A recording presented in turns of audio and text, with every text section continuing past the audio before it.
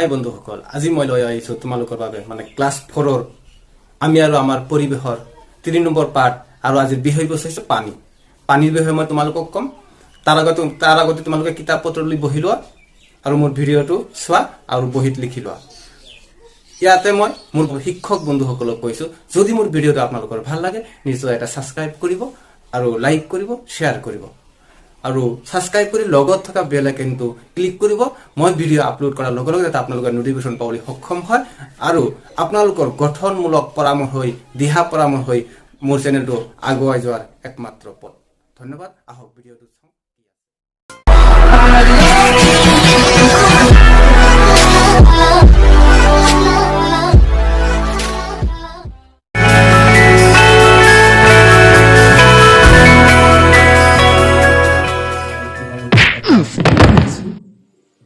তোমালোকে জনা কিছুমান পানীৰ উৎসৰ নাম হ'ল, পানীৰ উৎস দেখুওৱা হৈছে নদী, জান-জুৰি, দমকল, কুঁৱা।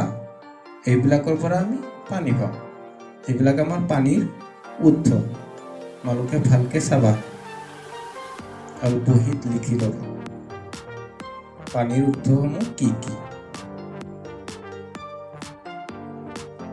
ইয়াতে কোৱা হৈছে খাল, বিল, নদ, নদী, জান-জুৰি, সাগৰ, মহাসাগৰ, হ্ৰদ আদি হৈছে ভূপৃষ্ঠত থকা পানীৰ উৎস। এই উৎসবোৰৰ পৰাই আমি পানী পাওঁ। পানী প্ৰকৃতিৰ অমূল্য সম্পদ। পানী নোহোৱাকৈ আমি জীয়াই থাকিব নোৱাৰোঁ। দমকল, কুঁৱা আদিৰ পৰাও আমি পানী পাওঁ। এই পানীসমূহ বাৰু ক'ত থাকে? এই পানী ভূগৰ্ভত সঞ্চিত হৈ থাকে। বুজি পালানে? এটা পৰীক্ষা কৰি চোৱা। এচপৰা শুকান মাটি লৈ তাত পানী ঢালি দিয়া।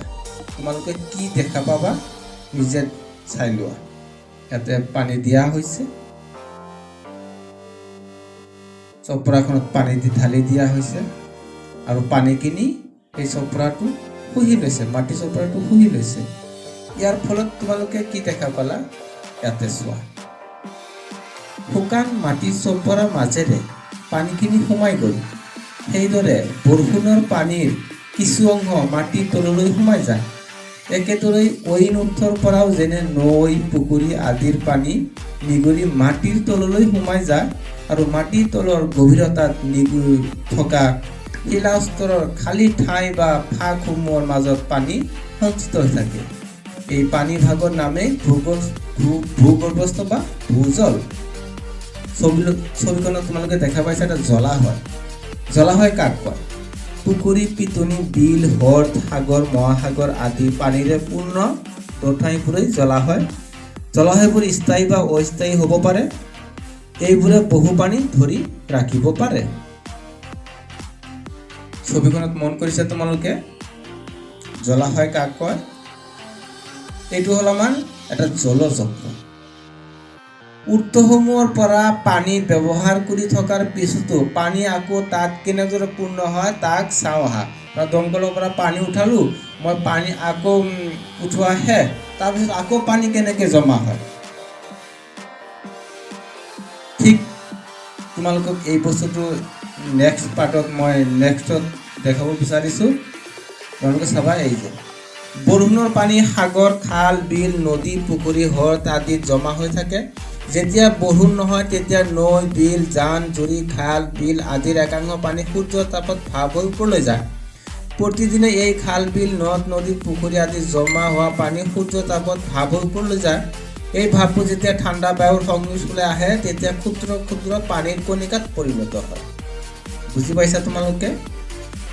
এই ক্ষুদ্ৰ ক্ষুদ্ৰ পানীৰ কণিকাবোৰ একেলগ হৈ ডাবৰৰ সৃষ্টি হয় আৰু আকাশত ভাহি থাকে। যেতিয়া এনেকুৱা বহুতো পানীৰ কণিকা গোট খায় তেতিয়া ই গধুৰ হৈ বৰষুণ হিচাপে পৃথিৱীত পৰিণত হয়। বুজি পালা তোমালোকে? এইখিনি পঢ়িবা।